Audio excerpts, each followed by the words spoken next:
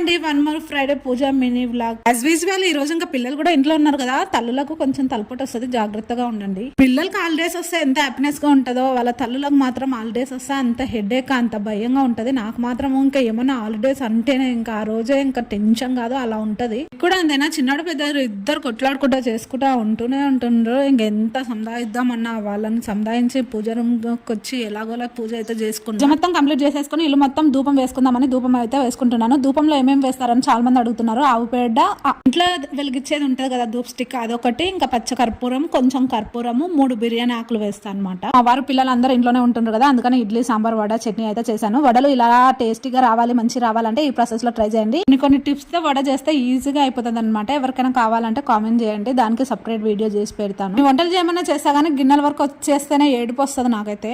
అప్పుడు ఓలీ బాగా సెలబ్రేట్ చేసుకునేదాన్ని, ఇప్పుడు అస్సలు లేదు. మీరెలా సెలబ్రేట్ చేసుకున్నారు ఓలీ? హ్యాపీ ఓలీ.